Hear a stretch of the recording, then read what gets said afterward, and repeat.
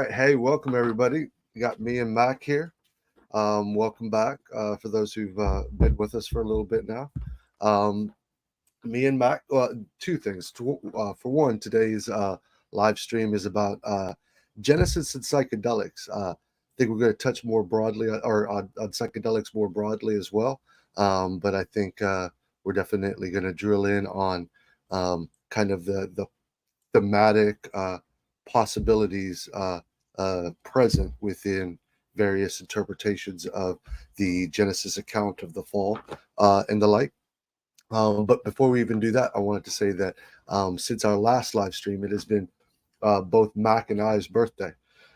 We found out that our birthdays are both in the first part of September, mine being September 8th, and Mac's being September 2nd. Is that right? It's Or the first? 31st of August. Oh, 31st of August. Okay, very cool. Yeah, Very cool.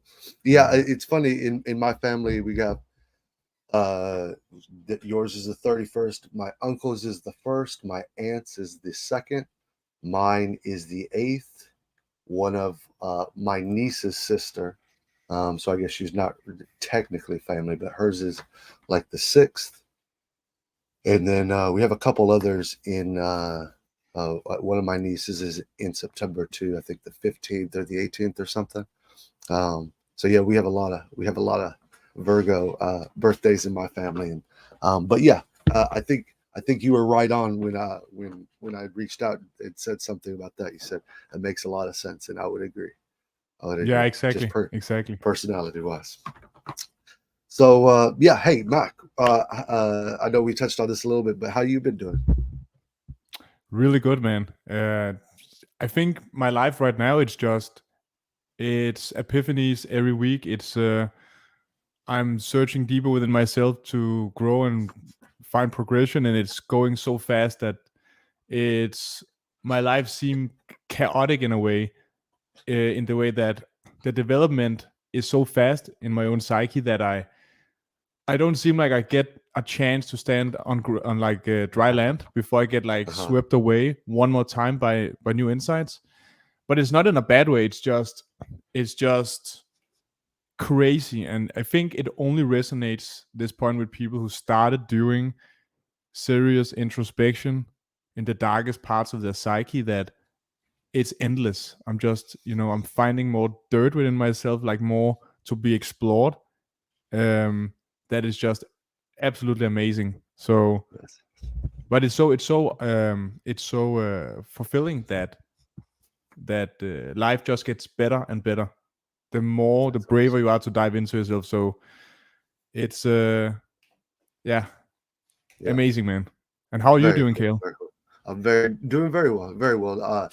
Started a new job, something I'm super familiar with. So it's there's not a lot of adjustment to it. It's very familiar, and life's doing well. Looking for a new place actually.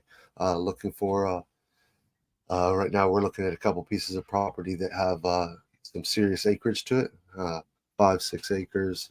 We were looking at one that had 20 acres, but it's a little further out there. But yeah, so just in a good place, in a really good place. Um, but yeah, very cool. All right. So with that being said, I think it is apropos to actually. Now that I think about it, I don't even know what apropos means. Do you know what that means? It just It seemed means like it like fit. the meaning. It's well, yeah. It's like when you talk about a subject, you Uh know, huh. and then you're saying something that was related, but it was not intended to be related. I Okay, think so it's that's what not the meaning. apropos. Yeah, okay. Okay, very It cool. reminds Very me cool. of have you seen Anchorman with Will Ferrell? Yes. Do you remember Yes. the scene where he says he uses that word in when in Rome? He uses it in the Yes, wrong that's sense right. in the wrong That's right. context of, Yes. and I then love she's it. like, it doesn't make sense in that kind. He's like, oh well. Anyways, That's right, because she just got done sleeping with him, and she said, "I don't think, but oh well, it doesn't matter." Yeah, that's right. That's very cool. Okay, so no, this was intended, so it's not apropos, but uh, but yeah, let's just at a uh, just to set up the context. Let's read the chapter, the section of the fall in Genesis. Um, so this is Genesis 3, verse 1. Genesis chapter 3, verse 1, the fall.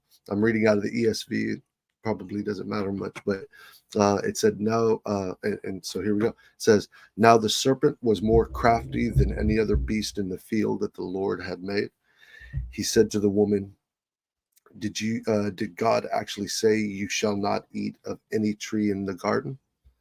And the woman said to the serpent, we may eat of the tree, we may eat of the trees of in the garden, but God said, you shall not eat of the tree of the fruit, or of the fruit of the tree that is in the midst of the garden. Neither shall you touch it, lest you die. But the serpent said to the woman, you shall not surely die, for God knows that when you eat of it, your eyes will be opened, and you will be like God, knowing good and evil. So when the woman saw that the tree was good for food, and that it was a delight to the eyes, and that the tree was to be desired to make one wise, she took of the fruit and ate. And she also gave some to her husband who was with her, and he ate. Then the eyes of both were opened, and they knew that they were naked, and they sewed fig leaves together and made themselves loincloths. And so that's the account of the fall in terms of just the setup, right? We have the narrative goes on to speak of God coming, having known something happened, God coming, discovering them, asking them who told them that they were naked, finding out what happened, and then punishing the man, the woman, and then the snake accordingly, and then banishing the man and the woman from the garden. Yes. Yeah, dude. And I think I was reading it, and I got the epiphany where I structured it all together in one interpretation that made sense. Um, yeah, so maybe can I present it just quickly? Yes, please. Okay, because when doing these interpretations, it's also important to be honest if you're missing something out, so you're not doing this God of the gaps thing where you just there's something that is not aligned with your interpretation, then you just try to find an answer that fits the narrative. But what I came to believe now is, if you read it from the beginning, that God is telling is telling Adam and Eve that they will die if they eat of this fruit, and the fruit they eat comes from the tree of good and evil.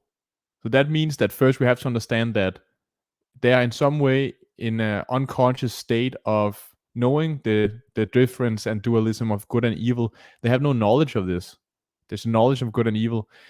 So the interesting thing is, if you interpret it from this perspective of this forbidden fruit actually being some kind of psychedelics, is that when God speaks of dying, this can be directly translated into an ego death. So it's the ego that dies. This is the most important thing. They're not dying physically, because they cannot do that. They are dying like they're going for an ego death.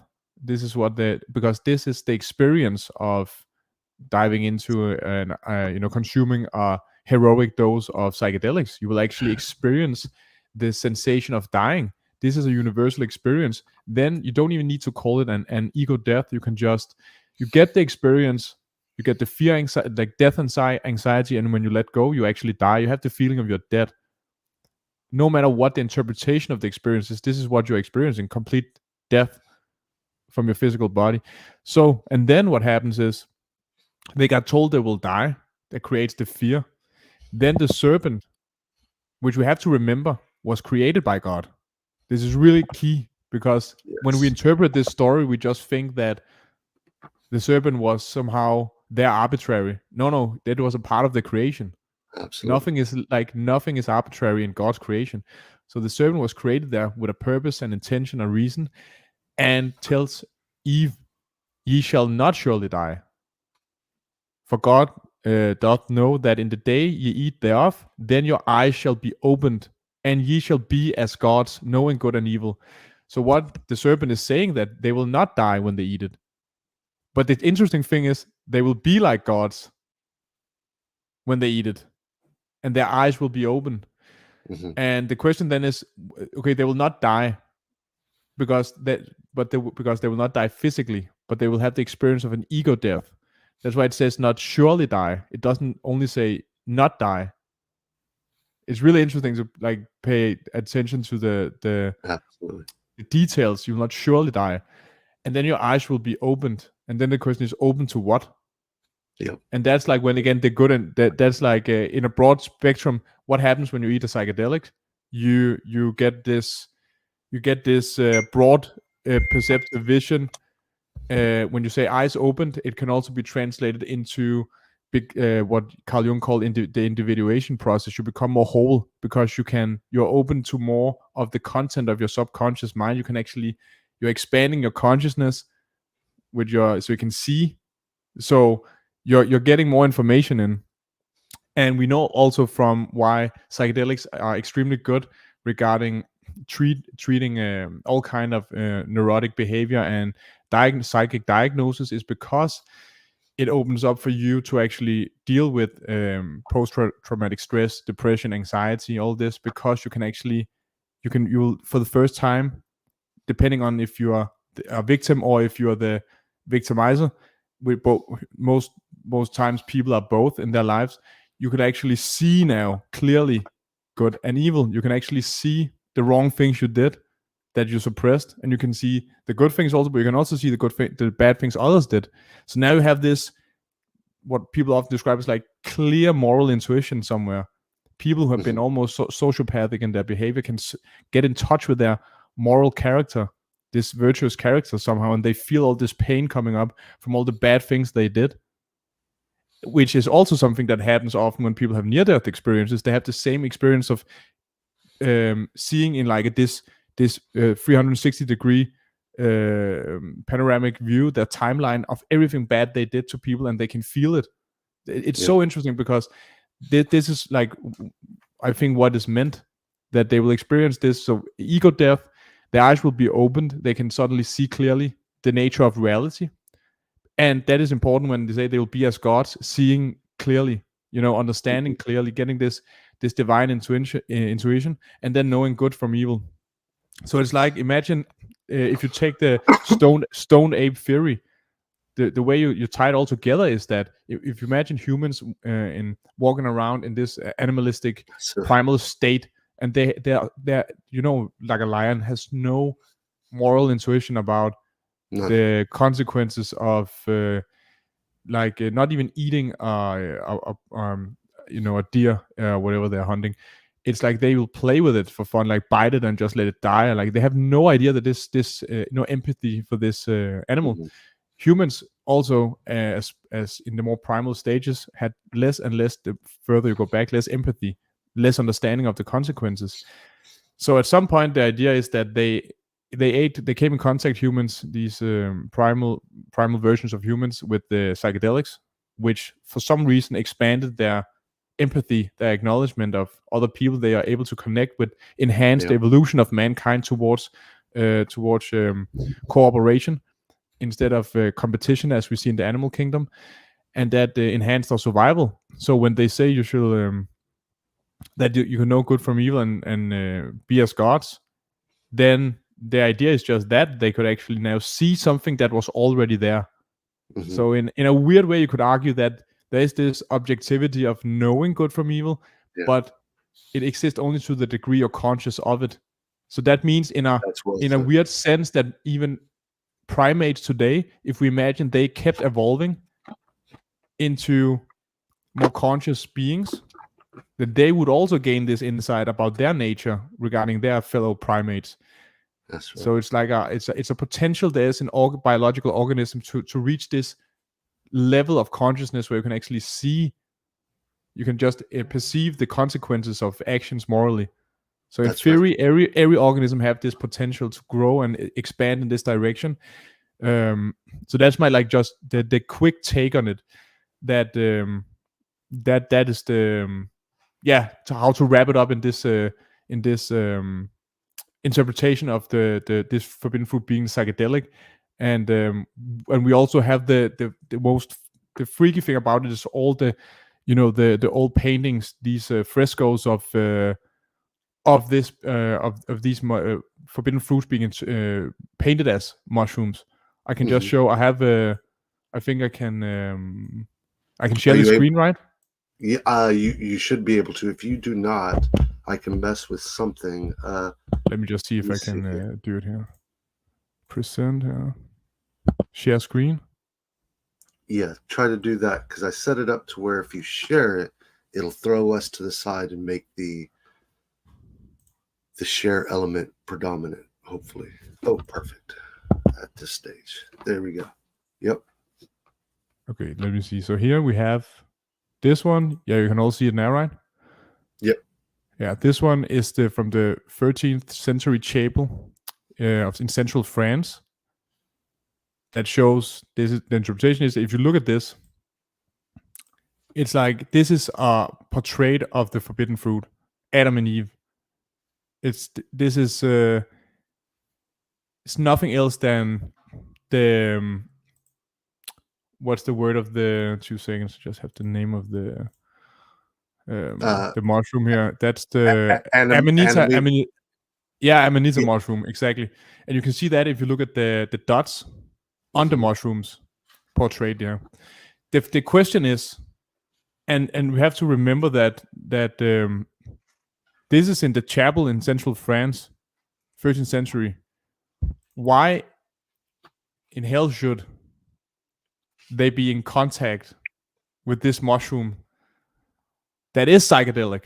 Why is this portrayed? Like, why? If it's not because it's highly psychedelic, and it has the ability, and this is not even a hard interpretation, it has the ability to open your eyes. It will give you an ego death. It will make you know good from evil. It will make you wise. All of this, you will feel like God. You will connect with the divine. Feel like you're connecting with God. Get a God divinely perspective. It's like it could, like, if you have to play the devil's advocate, this could be an accident. It could be the guy just messed up and was like, okay, mushrooms. But again, there's just the problem is there's too many pictures of mushrooms in this situation. We have let me show this one too. This is incredible. How do we take the next? I don't even know how to change this now. Stop. Remove from stage. Fuck, I'm such a amateur with this. Oh, me too, brother. I can only touch stop screen. Maybe I should do that and then do another one, slides. No. Share screen again. Window. Oh, this one is too small. Wait. Look at this shit too. Perfect. Now, what year was this? This one, I think I read this is. I actually don't have the year of this one. I had almost the. Because this looks like a much older rendering. Yeah. Okay. Anyway, there's a lot of the lot of the. Let me see if. You want me to kick it off? Oh, perfect. You got it. Again, we have. You can just see the mushroom. This is like the mushroom curvature. Also, before the head of the mushrooms, it's like. Look at this one too. Yeah. Very nice. Yeah, it's incredible. People can look it up. There's also some books we can talk about that are going into interesting books. I think it's called The Gospel of Psychedelics, that are dealing with the like the medieval and older paintings where these mushrooms are occurring in the narrative of the forbidden fruit. But this is just my interpretation of an argument for why there could be a correlation between Christianity essentially being based on this cult of mushroom eaters that that got these insights from Mhm. this Amanita mushroom. So yeah, Well, and what do you? Yeah, I think you're spot on the three elements of that narrative that would lead one to uh, at least, if nothing else, think it an intriguing coincidence to be able to see the account of the fall and the possibility that they're talking about psychedelics. I think there's three main points. The eyes being opened, the wisdom, even the fact that it's a fruit, right, or conveyed as a fruit, um, and that it will make you like God, right, like God, wise, knowing good from evil, open your eyes, and a fruit, right, and I that even itself might be more symbolic language. And it's so intriguing. So with this Genesis account, I use it all the time for theodicy, right? So when I'm speaking to Christians and I'm trying to debate the justification of hell and how the narrative of the fall actually leads one to uh, could lead one to an argument where it was unjust to punish Adam and Eve for what they had done. I think it works in tandem, works very well with this transition from ignorance to gnosis or knowledge, right? And the where I start in with Christians is what I say essentially is, if you have a child that has never gotten in trouble for anything and is pure and innocent, and that they did one thing wrong, the first thing wrong, um, what you don't do in that instance is treat them as if they're culpable, capable of understanding what they did, and having known that as if they knew they shouldn't have done it, right? So the way that you would hold an adult accountable for murder, you wouldn't hold a 3-year-old accountable for murder, right? Let's say you accidentally shoot someone as an adult. Well, if you're a 3-year-old and you accidentally shoot someone, we the legal system doesn't hold you as an adult. You very well might serve no prison time, most likely, right, or jail time or confinement time, whatever. You're a 3-year-old. In that same way, when Adam and Eve, from a state of perfection and innocence and ignorance, eat of this tree, or eat of the fruit of this tree, the tree of the knowledge of good and evil is its fullest name, the tree of the knowledge of good and evil. What you don't do is then transition them into this fallen state where they're held to the highest account for this initial primary transgression that was from a place of ignorance and innocence, and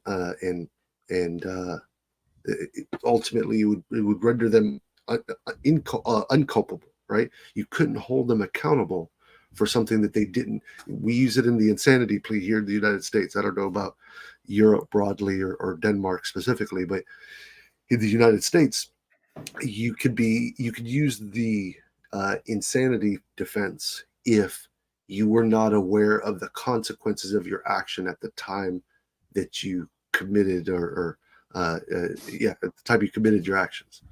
And so in that same way, before Adam and Eve ate of the tree of the knowledge of good and evil, they couldn't have known that what sin was. They didn't know what sin was, so they couldn't have known the consequences of sin. And it's super interesting. And the reason why I bring that up is because it's that awareness, it's that gnosis, it's that opening of the eyes, it's that threshold from ignorance to knowledge, or the knowing of what is good and evil. So I think you're spot yes, on those 4 points. Opening the eyes, because that's from you and me personally. What we could say is that um, when we took psychedelics, neurobiology, and neurology, the scans of the brain while people are tripping will actually confirm this. What they say is that the left and right hemispheres of the brain actually communicate in a way when you're tripping that is unique in its integrative capacity. You integrate both hemispheres of the brain in a way unlike what we do in our normal waking conscious state. And so the this opening of the eyes, both you and I would describe psychedelics in that exact way. Let's say our eyes open, our spiritual eye, our third eye, our understanding of our self relative to others. We would say it was an awakening experience, right? We would also say that it gave us knowledge that we did not have before, and both you and I believe would probably argue that it gave us wisdom. I know I would. All right, so not even just knowledge of sorts or degrees of knowledge, but knowledge that rises to the level of insights of wisdom, right? And that obviously it is very much could be likened to fruit, or I think one of my favorite videos refers to it as the nectar of the gods, right? It's not actually a nectar, it's not actually a fruit, but these are all symbolic, metaphorical terms or images that we can use. And so, yeah, I think you're spot on. Absolutely. Dude, and likewise, like the interpretation you just had with Adam and Eve being in this childlike unconscious state is exactly the right framing of it, because that explains also why they they feel they perceive themselves as naked in this metaphorical understanding later in Genesis. Um, just see where it is. It's I have it right here. Like the way a child does. A child will run around naked in a way that I wouldn't, or that you wouldn't, right? Exactly. Yeah. Unless it's Friday night at the bar. That's why I said like. But, yeah, exactly right. but the wait, I'm just looking at it. Yeah, here it's chapter 3, verse 7, and the eyes of them both were opened, and they knew that they were naked, and they sewed the fig leaves together and made themselves whatever. And then but that's the point. The nakedness is suddenly, as you said, like with a child running around naked, they have no association with nakedness being associated with some kind of guilt or shame. And as adults, we have a different association with the sex organs, for example. They are directly linked with shame, lust, sexual passion, all of this. And we know that sexual guilt is some of the worst guilts. Like, we know when people have these experiences, they if there's guilt associated with sex or the body, it's really traumatizing for people. So I think that's why they also cover these parts. But the nakedness in a larger understanding is exactly that. They're now seeing the potential for evil in themselves they couldn't see before. Like a child, for example, they don't understand when they're doing something wrong. Oh, where am I? Wrong. They're not, if they hit like a friend in the head with a toy hammer, they don't go back and like feel shame and think, reflect about it for 1 year, and it's like, I'm a bad child and now I need to repent. They just move on, and then they get conditioned into like they get conscious maybe later about what they did, or maybe they're at a place where they can actually sense it a little bit, like, okay, this is not good, and they understand it at a really deep level, but they cannot really feel it yet. But now they do. Now that they see they're naked, that's when they can see their own moral like degradation, that they can see now they have potential for evil, and then the guilt and shame automatically comes in as a potential too, which is why they're covering themselves up. And if you take this to a larger extent, you can, in the Middle East, covering yourself up is like, for women, it's like the whole body. This is like the private parts here. So that's an extension of that principle, that you have this guilt and shame around the body being in this case, like a woman, in the Middle East. And then there's also one point in I think it's really important to address I just have to find it here. It is when God is saying that actually get eternal life in chapter 3, verse 22. And the Lord God say, behold, the man is become as one of us. Mm-hmm. Like, just the man has become one of us. And that's after God told them they would die. Yep. So they died to become one of us. Yep. He says, the man is become one of us to know good and evil. And now, lest he put forth his hand and take also of the tree of life and eat and live forever. So this Well, is because well, in the center of the garden, going before the story, in the center of the garden, there were two trees: the tree of yes, eternal life and the tree of the knowledge of good and evil. It was the yeah, tree of the knowledge of good and evil that they were forbidden to eat from. So it's interesting that they didn't eat of the tree of eternal life before uh, at all, right? Because presumably there was some time between the creation of the garden and the pronouncement of these the command to not eat of the tree of the knowledge of good and evil, and the fall narrative. But do you yeah, as see? soon as yeah, go ahead. Also, this was just because you said something in the last stream that is really striking with this point. You remember when you said the classical definition, like the definition or explanation of the process of God's creation, that God is dreaming that He's not dreaming, Yes. waking up to Himself. If you see the pattern here, the pattern is that God creates humans, and then the humans are slowly first they're waking up to good and evil, and then they become, like he says, they become one of us again and will live forever. So they're going through the whole structure of he creates them to experience himself through these humans, and he says that in beginning too. Um, Let me just find it. God said, "Let us make man in our image after our likeness," and Mm-hmm. that's also ties in with the whole Atman Brahman distinction. That they're connected to God. God is created through them already. So there's the distinction. He creates them to experience himself through them, and then he wants to wake up to himself. So they have this ego death experience of dying again.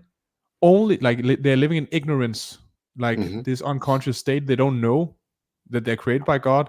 They don't know anything, and then they wake up through the forbidden fruit, and then when they wake up they become like gods again, and then they can eat from the tree of life, then they will live forever as gods again. So it's like the whole dynamic circle, full circle, that is explained in Genesis. I would That's my interpretation. What do you think of that?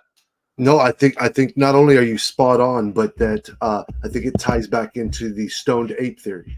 Now, I think there have been some classical critiques of the stoned ape theory as of late, but I think in a significant way that there's something to the stoned ape theory, specifically when it comes to levels of awareness and the evolutionary benefit, um, uh, these the selective pressures that would have made these increased levels of awareness competitive advantageous in the way that human society and social groups operated, right? So I think that it ties back to what you were saying with the stoned ape theory, that it's almost as if eating this fruit, this forbidden fruit, accomplished an a level of awareness, or an increase in the level of awareness, such to where God could look down and say, now they are like us. Now they've become like us. They have sufficiently reached a level of awareness where they can understand life in the way that God does. Not to that infinite degree, but certainly being able to see self in relation to others, to be able to separate them, to be able to reintegrate them, to be self-conscious. I think it's even if you look at child development, it's at about 18 months where a child can first learn to recognize themselves in the mirror. And what this indicates is that before this time period of being able to identify who they are, that there's no separation between who they are and their environment, right? So they're acting almost completely reflexively, no introspection, no self to introspect, right? Um, and that animals would work that function that same way on that same level where it's they're reacting, they're impulsive, they're almost entirely subconscious, or even you could argue unconscious, and that what eating this fruit did, this forbidden fruit did, is analogous in my mind to the stoned ape theory, where it reaches this threshold where it goes from consciousness to a level of consciousness that becomes aware of the self, and that is exactly the level that God operates on. God operates on the level of understanding everything in relation to itself and itself in relation to everything else, and that before that threshold is hit, we're acting like children or like animals, or operating in that realm where we're reactive, we're impulsive, instinctive, but not very conscious, not very intentional, um, not very analytical, but yeah, reactive, impulsive. And so I think you're exactly right that acknowledgement from God that now He's become like us, which is interesting terminology, right? Us, Elohim. We could even get into that interpretation, but He has become like us. So what does God say then? Let's pull out the tree of the or let's make sure he doesn't eat of the tree of eternal life. Yeah. But you're spot on with the I think explanation of the evolutionary potential of this, because you also have the epigenetic potential of these changes that happens in the brain physiologically when you eat psychedelics and consume them. It's pretty, if you look at it on a larger timeline, like a historical timeline, if you have all the, it's like really profoundly impact it must have had and it will have now. Imagine if everybody ate psychedelics today, they got these insights, they got this like larger awareness of good and evil, which they actually, it's like the sentence actually makes sense even today. Then that will have a pretty huge impact on the way we process our emotions and trauma, which directly will affect our behavior and interaction with each other. So world peace would be really closer. It will change our whole way we cooperate in society in such a way that it will radically shift society on a global level. That is quite shocking. Like, it's really shocking that this has the potential to break down all of these barriers between us, which is also why the psychedelics creates the unity of one. It creates like like this global metaphor of familiarity with everyone.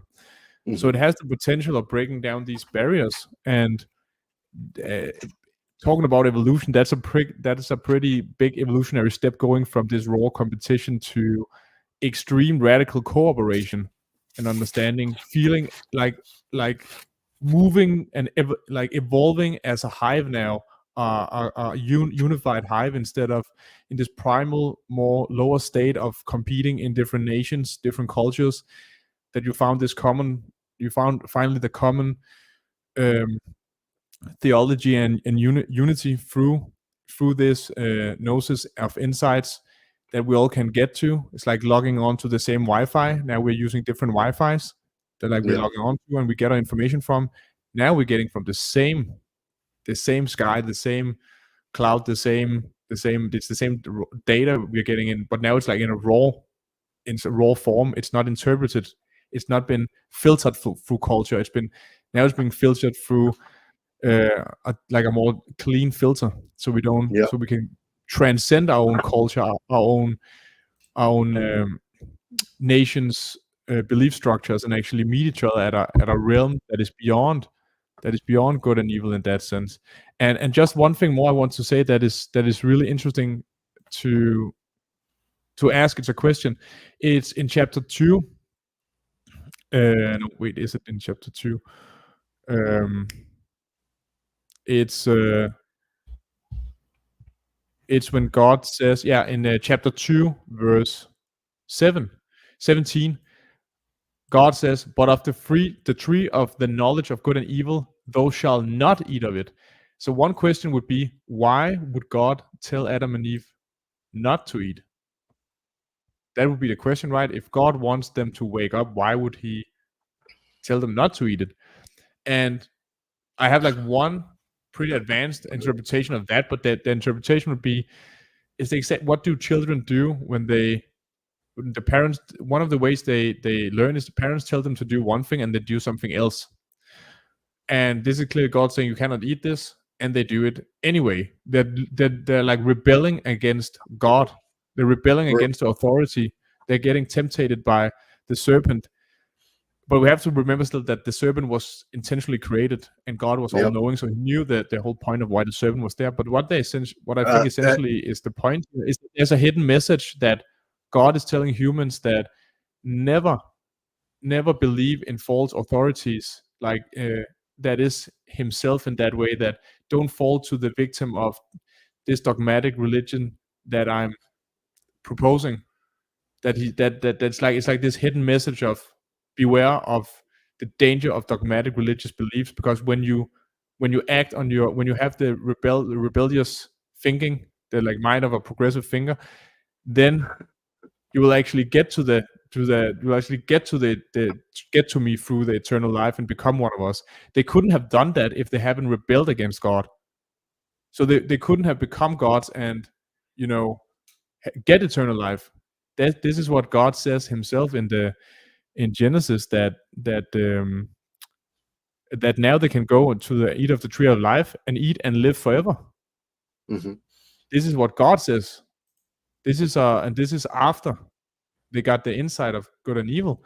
So this is one interpretation, that this was of course intentionally set up so that they could wake up, but to wake up they had to rebel first and go against, so they were not trapped in this collective uh, unconscious state that you then can put on many traditional religious Christian believers today, that we could say are trapped in this state of fear of rebelling against the authority of whatever church that is filtering the yeah the interpretation from. What do you think about that? Yeah, no, even as you were describing it, it made me think of the cosmic divine case of reverse psychology. um, I Yeah, think there's definitely something to that. So, well, and it's so interesting too because there's it's a both and. So that there are actually, if you study Genesis, there are two seemingly different, and they're different for a number in a number of ways. The sequence of events, the days in which they happen, what happens, things like that. But there's actually two different creation accounts within Genesis. They're a couple of chapters apart. It seems to be reiteration or re-explanation of the account that we first see, the first creation account. But like I said, different sequences, slightly different events, and so it's very clear that there are two accounts. What the scholarly interpretations or hypotheses are right now, one of them at least, is that these pre-Mosaic accounts, so these accounts of Genesis, that they melded together into one that came before Moses, that essentially Moses, or the time of Moses, or the purported time of Moses, because Moses is the one who's purported to have written Genesis, that there were these archaic accounts, maybe the Israeli and the Judaic accounts, which are two different subregions within the greater land of Israel, that in that time, that the religion, the philosophy, the theology of Judaism or Hebrewism at that time could have been much more pure, right? I think that Genesis, as it's structured as we see it, is actually designed to do the opposite, where it's designed to get you not to question authority or to make you very scared to rebel. That the consequences of rebellion are death, and that the biggest sin that you can commit is to think yourself equal with God. But that the only reason why that's true is because the true interpretation, the Kabbalah, it, claims to trace their lineage through the oral Torah, not the written Torah, but the oral Torah, which came down from Sinai, right? That interpretation differs from the written Torah. That the written Torah is the dogma that we see within Judaism and Christianity and Islam now, but that the true religion that undergirded it, that was secret, the gnosis, was the enlightening aspects of what we're talking about now, to where the tree of the knowledge of the tree of the knowledge of good and evil was labeled as bad, but that it was actually a source or a means to enlightenment, but that you would actually have to rebel to get that. It's interesting, but that as long as you have that sheep mentality, so to speak, that you're corralled within this dogma and you're prevented from leaving, because the entirety of the structure of the narrative is don't challenge authority, don't think yourself like God. As soon as you start challenging authority, you'll think yourself like God, and then you'll meet death. So if you want to live, don't do that. When in fact, once you leave and start to challenge authority, you imbibe on that fruit, and that fruit makes you like God, and you die an ego death, but you actually do become like God. Yeah, I think and you get you're eternal life also. So it's like it doesn't seem like a punishment, Then yeah. now you have, it's just like the punishment is the waking state of suffering from seeing all the evil. That's the punishment for doing it. But the thing is, again, there's so many, as you just said, there's so many possible interpretations of the words that we are like all we will like play with interpretation to some extent, not knowing what the pure intention was of it, Mhm. um because as we talked about before, with an all-knowing God that knew in advance the potential outcomes of certain actions, that snake, the serpent, must have been inserted there for a reason. So this was not an arbitrary created, and so either we have to assume that God didn't know that the serpent was gonna distract them and deceive them, which seems highly Yeah, unlikely. Like, exactly who right. would say Yep, that will imply exactly. God is not only unlimited knowledge, but like if he doesn't even know that the first one of the most Li- important and first animal creations would deceive them, like a talking snake. So that cannot be the case. The case yeah, must be that God knew this.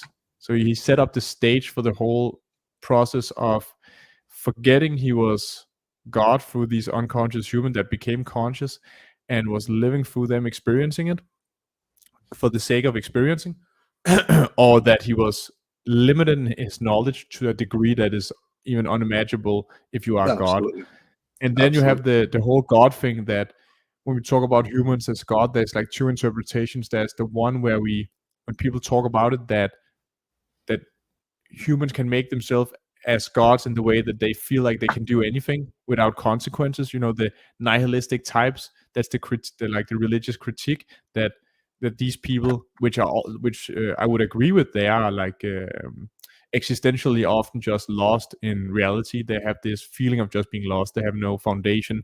They have no direction, no moral compass, and they therefore get this attitude of I can do what I want because there's no God, there's no consequences, these types. And they act like gods in that way, that they can do everything, they decide, they rule. I think that's a critique of it. And then there's the other interpretation which we have now, that you become like gods, not in the nihilistic sense that you act like you are gods, but the interpretation here is Absolutely. it's combined with uh, wisdom. Your eyes are opened, you get eternal life, you get this deep insight. So it must be the interpretation is closer to the fact you actually become God, and not acting like you are God Yeah. in the critique Yeah, yeah. of people fake God, like fake God. That's exactly In, right. the more that what they will call more antichrist or satanic Yeah. personality types that would Yeah. adopt that.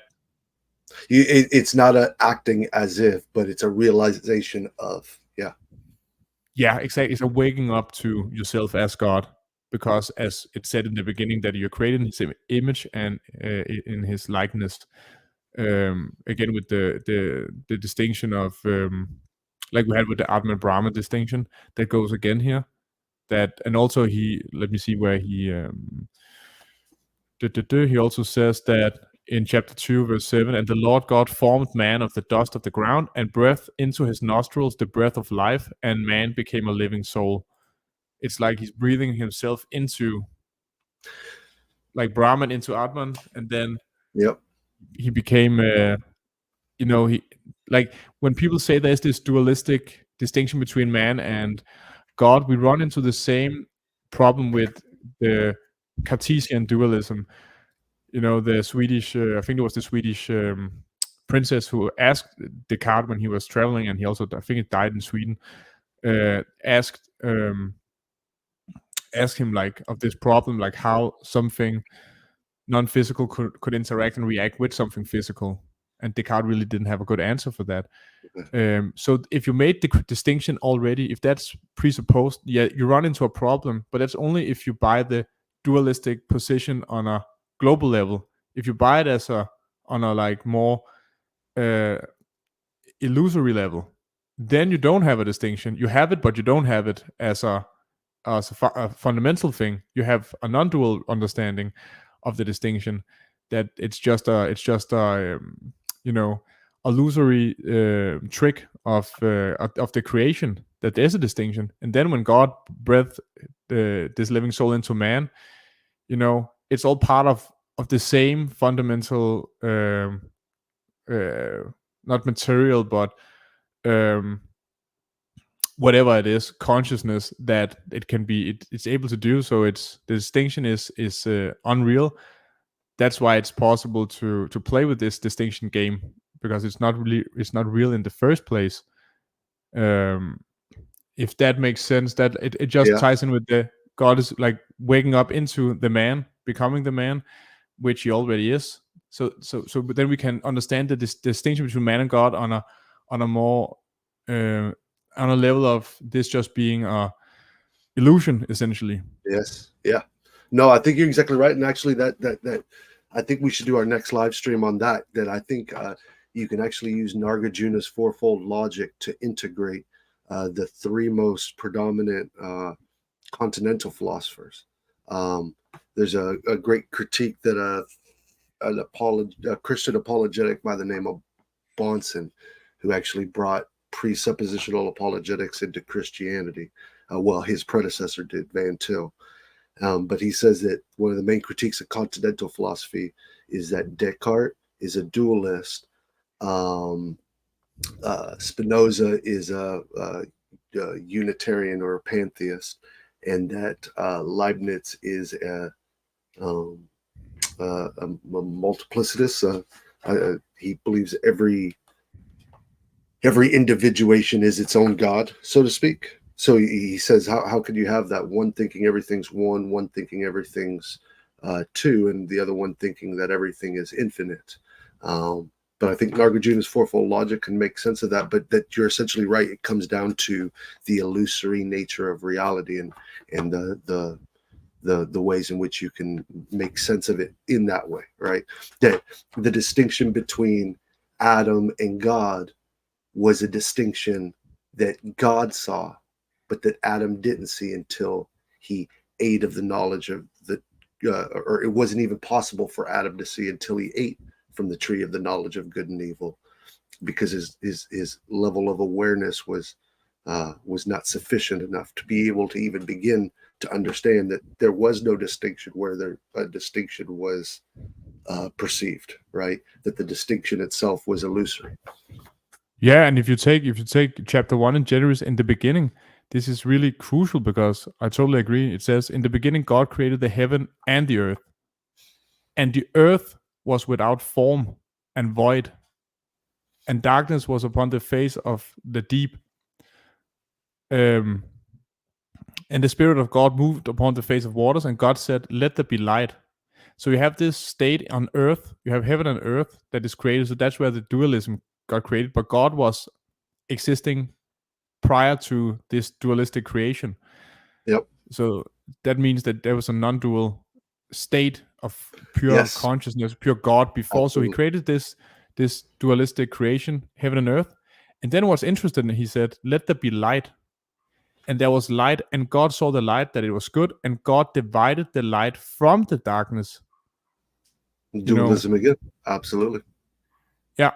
So And so then so it's like there was a taking. dualism. There was a dualism between the waters that were in the sea and the waters of the air or the clouds. Right. There's all kinds of. You're exactly right. It touches on dualism after dualism, but it traces its sources back to this undual source of reality. Right. God with nothing else. Because all Yeah, of this came ex exactly. nihilo, right? Out of nothing. Yeah, exactly. It came directly out of God. It's like, so we get back to the I think we touched upon it in the earlier stream. The one of the earliest neopla what is the how do you stretch that word in English? Neoplatonic. Platonic. Yeah, Neoplatonic. Yeah, Plotinus. That there was also had this almost non-dualistic understanding Yes. of how the interaction between the the perfect forms ideas interacted with all the objects in the world of shadows. In Platon's view, that there was no distinction at the first place. That was the point, that the light Yep. and darkness in Plotinus' interpretation was merged together already. It was like it was like the allegory of the cave, that it was just an illusion that there was a distinction at all. Yep. And if you take that, that's interesting when you see in Genesis that he divided the light from the darkness. Again, you have this thing, it's like it comes from the same thing. It is the same thing. So that's that, like, but that seems like if you don't get that point from the beginning, then you get lost in distinctions through the story. But Yeah. if you hold yourself um, with the understanding that there was never a distinction in the first place. Like the distinction is just a superficial understanding to even you have to create distinctions to have a storyline, and or like objects and all this. Then you get, okay, you need it to have the story, but it's not distinct from the origin that created it. Because then you run into a serious problem of explanation when it came That's from right. that. Okay. It's like saying So that the child is born by the mother, but has no connection with the mother. It's like, right. how is Yeah. that possible? Yeah. It's a No hard. X chromosome. No, it came from a woman, but has no X chromosome. Right. Yeah, Yeah. exactly. There's no DNA resemblance to the mother. Right. Like, okay, how is Yeah. that? Yeah. You know, No, you're exactly right. Well, no, and actually, you can go to Plato's forms, and um, it's not modal collapse because I used to have the wrong interpretation of what modal collapse was. But if you take this notion of modality and like almost as the fractal nature of reality, what you can do is a reverse, an infinite reverse or an infinite regress. And what you could say is that every form is the form of another form that was of a form that preceded that form, that was a form that came before, that came from a form before it, all the way back to the source of reality. And so everything came out of God, and everything was made ex nihilo. God is everything.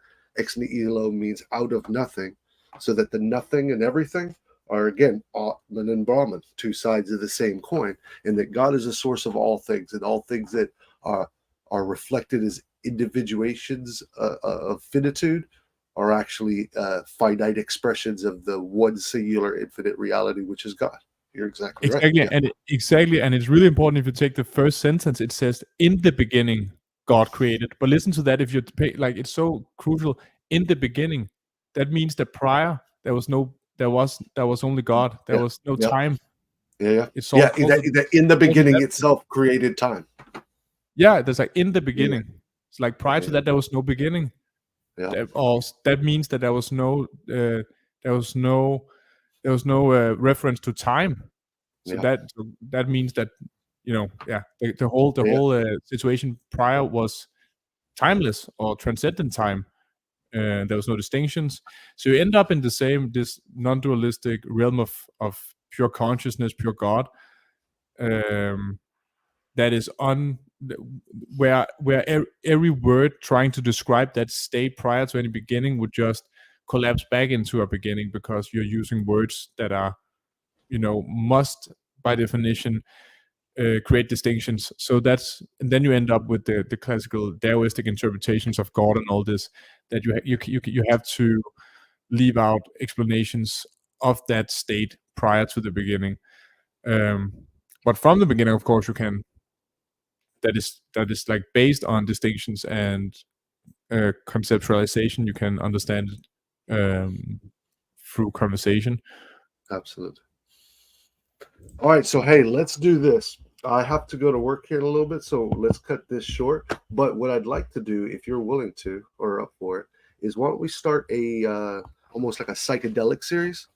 Because I think there's so many different things we could talk about. I think we need to both kind of talk on, speak on our different psychedelic experiences, both what we've done and kind of the fruits and even the trials that have come from it, um, how it's impacted us, psychedelics historically, because I think even in the Vedic realm of Hinduism, like the Vedic times, the pre prehistoric time, not prehistoric because it would have been historic, but the pre BC times when the Vedas and the Upanishads were being developed and hashed out, and that those forms of Hinduism were being uh, lived out and created. That the types of psychedelics that they used, we don't even know what they were. We just know that from the description of them that they were a form of psychedelics. Yeah. That there are so many psychedelics throughout history that have influenced and impacted our development as a species and various cultures and religions that we have no access to, because not only did most people either most people didn't write things down, but those that did might not have chosen to describe it or didn't know how to describe it, or that it was like, think about weed 20 years ago. It was more taboo to where even if you used weed, you probably didn't talk about it. And so either way, kind of the history of Yeah, yeah. psychedelics and touching more on the stoned ape theory.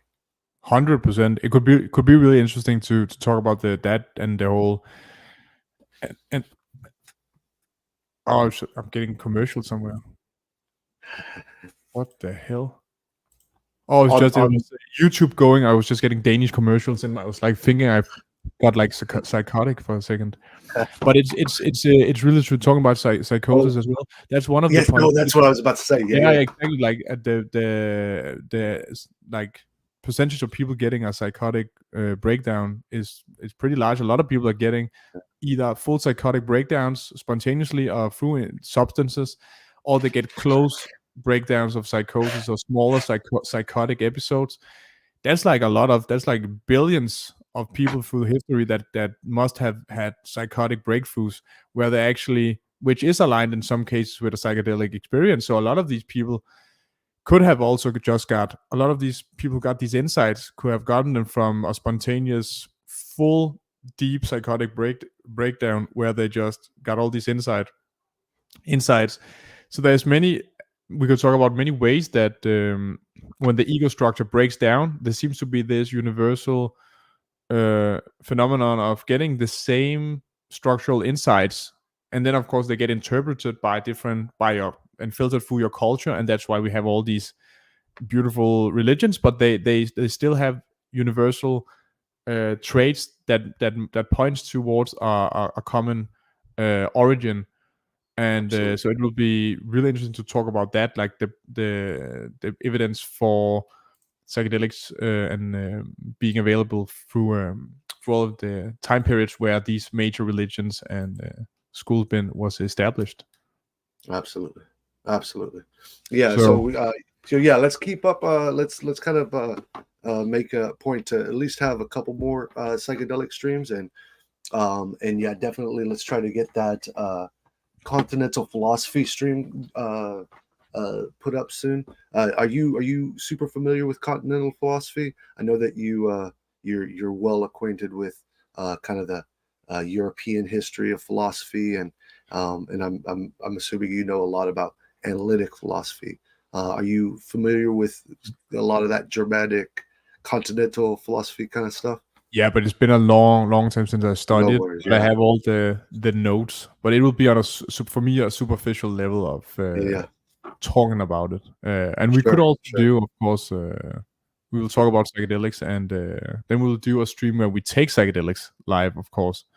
So And yes, that would okay. be So that actually might be something we should do sooner rather than later, only because we're old. there's a dissolution, there's a filter that gets dissolved, and that you and I just Fuck, going man. back and forth will have insights that are privy to us in our own minds and in times of leisure or but whenever pressure's put on, the mind kind of focuses and narrows, right?